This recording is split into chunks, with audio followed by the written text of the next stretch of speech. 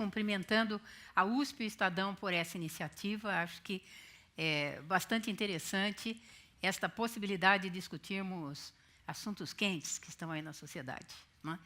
Eu queria começar, porque a minha área de política educacional, talvez situando um pouco, quando a gente vai discutir ensino médio, eu já vou divergir aqui do Ayrton.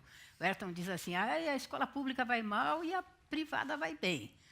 Não é verdade?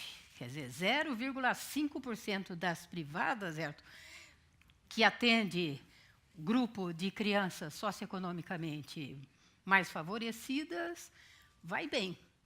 O resto das privadas vão muito mal, tão mal quanto vão realmente as escolas públicas, que também tem muita coisa boa acontecendo. Então, queria, portanto, começar discutindo as condições de funcionamento das nossas escolas, que eu diria para vocês que há muito tempo elas estão abandonadas. Estou fazendo um panorama muito geral do Brasil. Vou lembrar de dois aspectos que são fundamentais para um ensino de boa qualidade e que, no entanto, foram historicamente deixados de lado, né? Hoje, praticamente, 50% das nossas escolas públicas não possuem biblioteca. E, quando possuem biblioteca, em geral, ela é cuidada pelo que nós chamamos de um professor readaptado, que é um professor que, em razões de saúde, não tem mais condições de ser professor e colabora na escola, não é? Portanto, às vezes, quando existe a biblioteca, ela existe por um período de funcionamento de 4 horas. Não é? E, portanto, eu estou discutindo isso porque, quando a gente discute o ensino médio, que é uma coisa que a gente tem discutido menos no Brasil, o ensino noturno ele é uma discussão fundamental, e no ensino noturno é o que tudo de mais grave acontece, né? E essas dependências especiais, elas decididamente não funcionam. A outra realidade é que nós não temos mais laboratórios nas escolas, e, portanto, física, química e biologia, tá certo? Em 95% do Brasil está sendo dado da forma mais tradicional que existe, né? Que eu até usaria dizer, sem parecer aqui uma época de Jesus Cristo, mas como eu estudei. Bom, desculpe, na minha época tinha laboratório, então isso já não é verdade, né? Então, para a gente entender que as condições realmente das escolas, elas não vão bem. Nós tivemos um processo absolutamente legítimo de, digamos, aumento das oportunidades educacionais e, efetivamente, tá certo? Se desconstruiu, digamos, todas as salas ambientes. De lá para cá, nada foi feito para repô-las, né? Então, nós não temos técnico de laboratório nenhum. Já começamos a ter problema na USP, imagina nas nossas escolas de ensino de educação básica. Então, não é essa questão, é uma questão que nós temos que considerar. Quais são estas condições que a escola vem oferecendo? Para dentro da vida, condições de trabalho do professor, estritamente, né? Vou pegar numa questão aqui que os economistas, em geral, não gostam que nós, educadores, discutamos, mas que é absolutamente fundamental. E é fundamental até porque é muito difícil um economista dar aulas na educação básica. E, portanto, eu tenho até recomendado, quer falar de salário, por favor, assuma por um mês. Tá certo? As aulas na educação básica, e aí nós vamos conversar, né?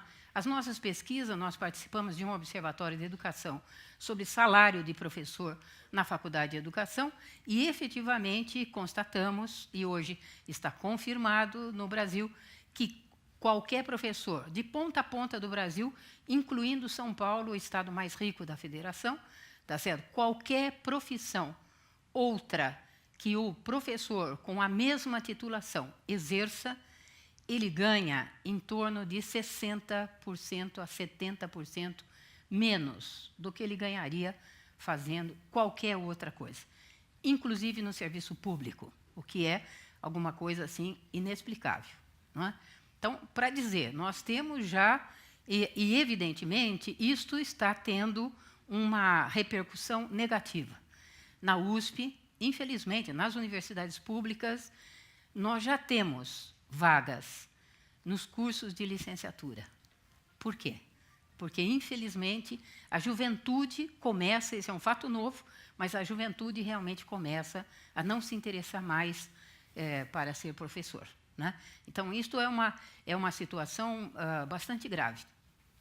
De outro lado, as jornadas, como o professor ganha pouco, ele, obviamente, assume a maior jornada que for possível, e nós, professores, reivindicamos, historicamente, o direito de sermos escravos, né? E, portanto, nós somos uma categoria profissional que pode acumular cargos.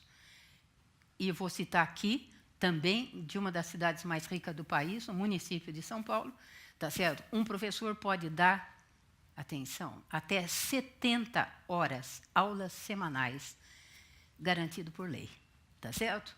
Então, portanto, discutir jornada de trabalho, tá certo? Também é alguma coisa bastante crítica, porque, de fato, ou nós vamos admitir, e queria citar aqui a Escola de Aplicação da USP, Ayrton, que é uma escola pública e de excelente qualidade. E por que ela é de excelente qualidade? Uma das variáveis é porque lá nós temos professores efetivos que têm uma jornada de 40 horas e trabalham 20 horas com os alunos. Portanto, tem tempo de duas coisas fundamentais: planejar suas aulas e, em segundo lugar, logicamente, pedir trabalhos, ler os trabalhos e corrigir os trabalhos. Tá certo? Que nós sabemos que hoje a questão dos testes, das respostas simplificadas, porque os professores efetivamente passam seus finais de semana corrigindo provas, tá certo? Efetivamente, o processo de ler menos também o que os alunos produzem e pedir menos que eles produzam também tem sido uma variável nacional. Portanto, a jornada de trabalho ela não é uma questão paralela. Nós não estamos só discutindo 1/3, que é uma discussão no Brasil, que vocês sabem que vários governadores entraram na justiça para contestar o 1/3 de jornada do professor, prevista no piso nacional profissional, não é? De que realmente ele pudesse ficar para outras atividades, para atividades que nós chamamos extracurriculares. Né? Esta discussão ela não é uma discussão tão simples, né? E por isso que eu quero levantar em seguida exatamente a questão da formação. Nós temos hoje uma situação delicadíssima. Eu estava lendo aqui o último relatório, que é usando os dados do censo de 2013, sobre o perfil de formação dos professores de ensino médio no Brasil. E é importante que a gente saiba, fora 4 disciplinas, tá certo? Nós já não temos mais, digamos assim, mais do que 65% de professores dando aulas conforme a sua formação específica. Então, vocês vejam a gravidade. Em geral, no Brasil, varia de 40% a 60% dos professores que estão dando aula uma formação específica, tá certo? E vou dizer para vocês, não se trata, essa é uma discussão super também delicada, não se trata hoje de discutir se nós formamos ou não professores em números suficientes no Brasil. Trata-se de que os professores que nós formamos, mesmo os poucos que formamos de física e química, nossos alunos na USP, tenho certeza que na Unicamp também, tá certo? Eles começam a dar aula no ensino público, que a gente estimula que isso aconteça. 30 ou 60 dias depois, quando eles recebem o primeiro olerite ou contra-cheque, como é conhecido, efetivamente eles desistem, né? Em São Paulo, nós estamos com uma desistência diária de 3 professores pedindo demissão das suas funções. Então, essa virou uma bola de neve. Por isso que a gente faz sempre um apelo aqui que os gestores, os dirigentes, os governadores pensem um pouco melhor na gravidade da situação do professor. Nós batalhamos nacionalmente pelos 10% do PIB, né, e por isso estamos todos empenhados no Brasil contra a PEC, que infelizmente ontem, mais uma vez, foi votada contra os interesses das áreas sociais no Brasil, a PEC 241. Por favor, leiam, se interessem. Não é o debate aqui, mas já proponho que seja o próximo, tá certo? Porque é fundamental essa movimentação, a gravidade, alguém propor congelamento no Brasil de 5 gestões por 20 anos, é realmente achar que nós estamos, desculpe, num processo um pouco ditatorial, para que um pequeno grupo, ainda não eleito, realmente possa decidir sobre o futuro pelos próximos 20 anos. Então, a situação ela é realmente bastante dramática, né? Em seguida, quero discutir aqui também, quando nós vamos falar de projeto pedagógico, acho que tem 2 grandes interessados que têm que ser ouvidos. A escola, os professores e os especialistas, e aquela figura desconhecida e que, quando fala, a gente se irrita, chamado estudante, não é? Então, esta discussão ela é uma questão que não é uma questão menor. Vocês vejam, de novo, vou chamar de extravagância, para não usar, porque hoje é quarta-feira, não fica bem, mas baixar por medida provisória, numa democracia, uma reforma do ensino médio, quando o Ministério da Educação, é verdade que o atual ministro talvez não seja muito da área, mas faz pelo menos 12 anos que nós estamos discutindo ininterruptamente, com diferentes segmentos da sociedade brasileira, reforma necessária para o ensino médio. Bom, o que é que sai? Sai essa proposta, uma medida provisória, tá certo? Portanto, impositiva, que em tese entraria em vigor.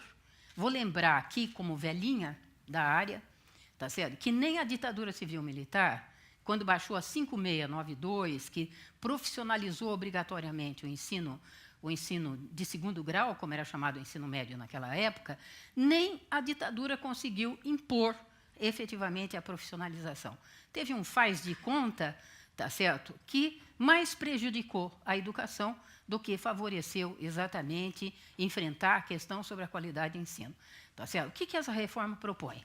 Primeiro, para quem já leu, sabe disso, vou só me repetir, há uma redução das disciplinas, inclusive de forma, eu diria, um pouco até perniciosa e maliciosa, porque, de fato, o MEC tem alegado que ele não está mudando tanto o currículo, tá certo? Que isso vai ficar a critério das escolas.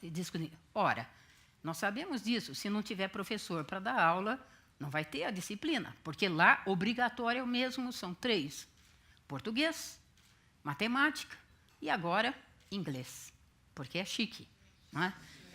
É isso, não é? E nos coloca num patamar internacional, não é? Então, o espanhol está de fora e nunca mais vai voltar. E se vocês acham que francês podia ser uma alternativa interessante, também pode se despedir, não é? Então, nós temos hoje uma situação que é maluca. Eu vou dizer para vocês, tirar a educação física, assim, independente de qualquer coisa, tá certo? Nós não vamos nem falar, porque física, química e biologia, quero que vocês saibam disso.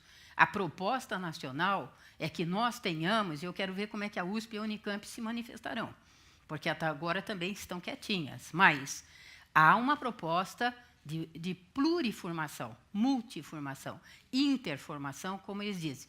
Já que não há professores formados no Brasil em número suficiente, conforme a lógica oficial hoje, então eu vou fazer licenciaturas combinadas, tá certo? Porque assim um professor de física pode dar física, química e biologia, ou talvez um professor de matemática possa fazer isto substituindo o que, na verdade, já acontece no Brasil, que são as pedagogas, que, em geral, complementam jornadas de qualquer disciplina quando os professores faltam, né? Então, nós temos uma situação que ela é uma situação delicada.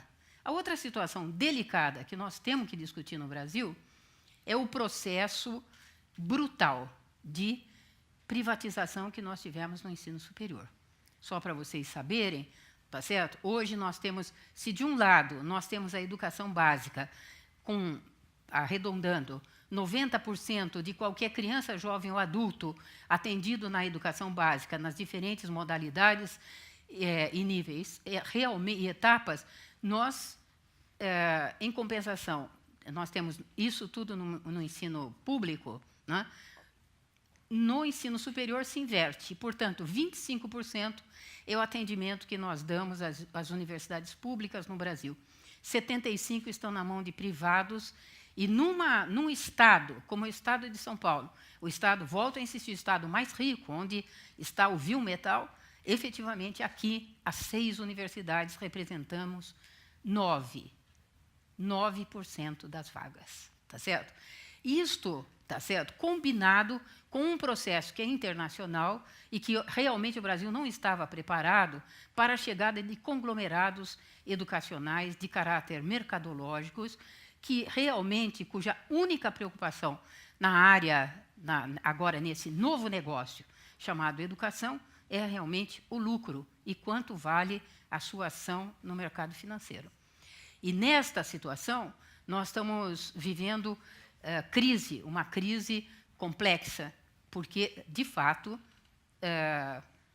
nós já temos hoje, no Brasil, dos professores que estão matriculados nas escolas privadas de ensino superior, cursando licenciaturas, 52% já o fazem através do ensino à distância. E, efetivamente, mesmo grandes universidades privadas têm substituído as horas de formação geral, sociologia, psicologia, história da educação, tá certo? Economia da educação e psicologia, têm substituído estas aulas por formação à distância, mantendo-se praticamente como presencial, exclusivamente, os cursos de metodologia de ensino. Eu estou colocando isto porque esta situação significa, sim, que nós estamos formando maus professores despreparados em termos de conteúdos para ir trabalhar com a nossa juventude. E aí não podemos cobrar dela que ela dê uma resposta diferente do que vai acontecer para dentro das escolas. E, efetivamente, esta situação ela tem trazido, eu diria, efeitos que, logicamente, aqui o professor Renato depois discutirá com maior objetividade que eu os resultados do próprio Enem. Mas esta situação é importante que a gente tenha claro que ela agrava a situação.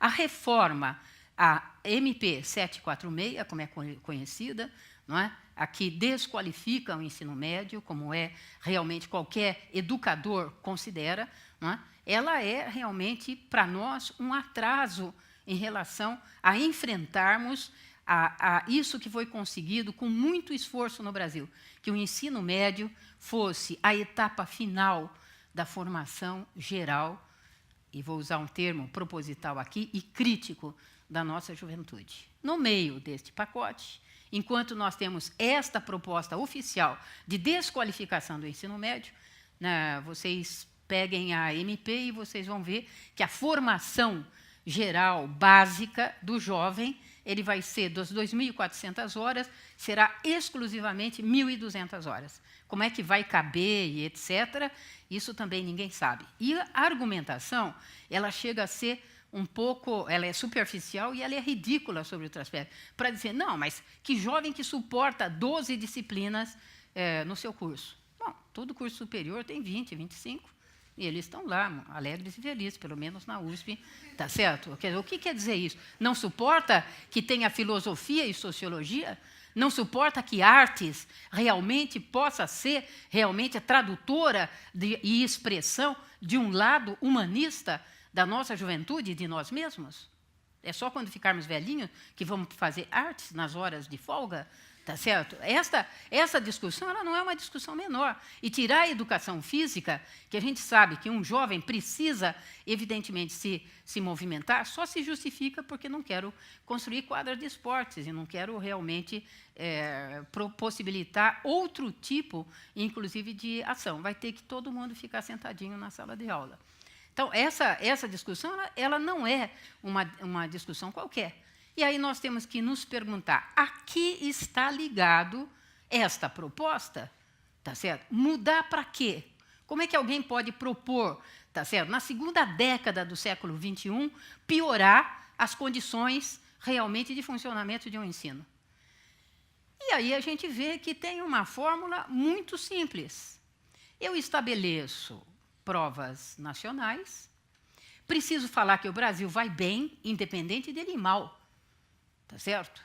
Efetivamente, o que eu vou fazer? Vou estabelecer que este exame nacional defina exatamente o que os jovens devem aprender.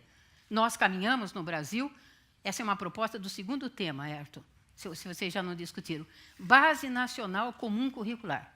Nós caminhamos rapidamente no Brasil para uma coisa assustadora, que nós temos um pequeno grupo, felizmente é pequeno, que acha o seguinte: se nós tivermos um currículo único nesse país continente, quando há pouquíssimo tempo nós começamos a falar e entender de diversidade cultural, tá certo? Neste país continente, você vai falar, olha, se tivesse um currículozinho único, que os professores todos do Amapá ao Rio Grande do Sul trabalhassem com os mesmos conteúdos, sabe que as notas dos nossos alunos poderiam subir exatamente nas infinitas e variadas provas nacionais?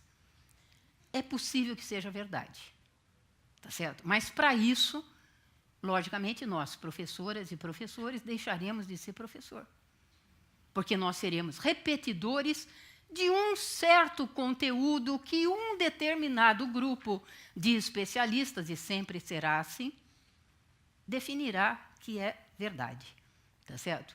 É nessas condições, e é por conta disso, que nós também temos nos pronunciado contra a proposta maluca da chamada escola com mordaça, porque ela está, na verdade, atrelada, e estou terminando, Ayrton, ela está atrelada exatamente a esta convicção de que professor não é para fazer o aluno pensar, ganhar autonomia intelectual. Professor é para repetir aquilo que vier preparado nas apostilas e nos livros pré-definidos para que o Brasil se apresente internacionalmente, tendo melhorado nas provas de português, matemática e, quiçá, ciências, como foi introduzido no Plano Nacional de Educação. É por aí. Mas não perca a esperança, porque pode ser diferente. Depende de nós. Tá certo?